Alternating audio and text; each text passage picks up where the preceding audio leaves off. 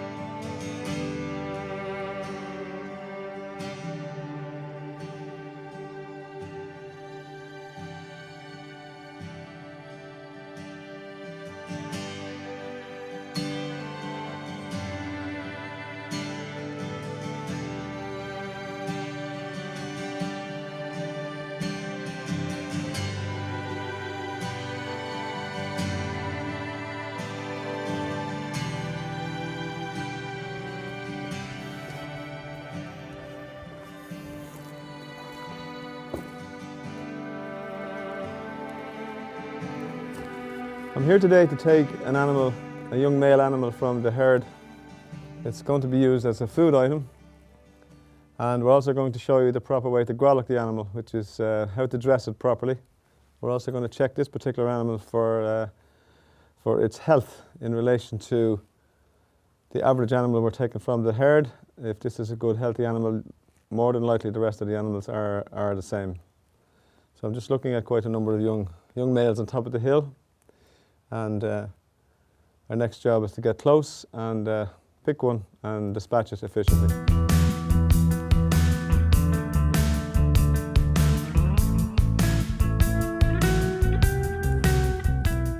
Okay, we have selected a young male animal, and this animal is going to be used as food.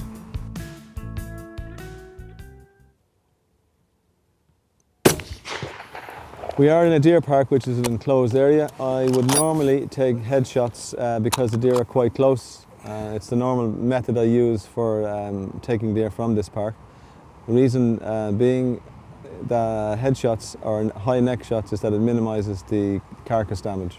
As the animal is headshot, it's necessary to bleed the animal. What you bleed into the chest cavity, so you insert a knife that will incise the heart or the arteries going to the heart. If the animal was shot in the heart and lungs, it would bleed automatically into the chest.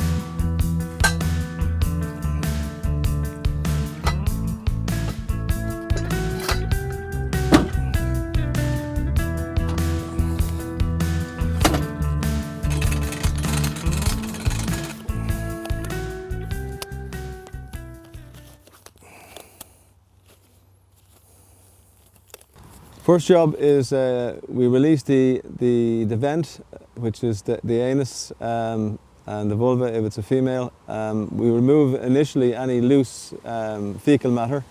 We then cut around the anus, which is in an enclosed area at this point in the deer, and it's very simple to do. There's a bone structure all the way around it.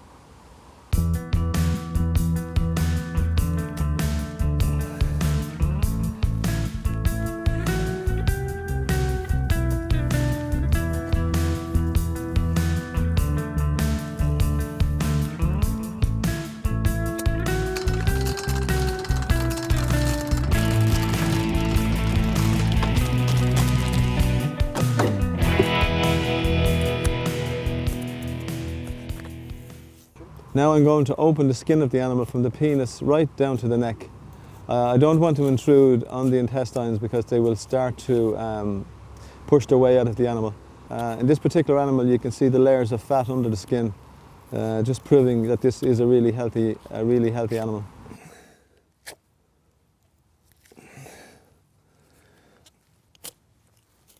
Now I'm going to put more pressure on the knife across the breastbone, so I will cut through the fat and any tissue to clearly identify the breastbone. The saw I'm using is an adapted garden saw, believe it or not, with the points taken off it and the front of the blade rounded so that it doesn't intrude in the animal. It doesn't puncture any parts of the animal when it goes in.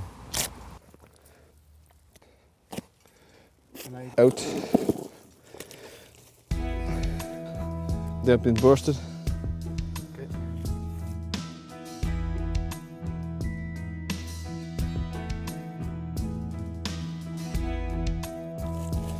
You take everything out, you're down to the diaphragm here. So if you cut the diaphragm close to the body on both sides and just nick along the backbone into the lungs and the heart. Keep nicking as you're going, and everything falls out by gravity.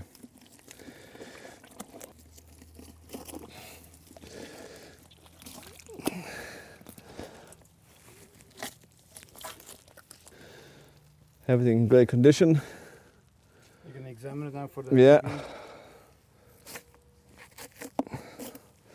It's a male, so we'll remove the penis and testicle. To maximise the cooling process, I'll put a chest expander between the rib cage to allow a lot of air circulation.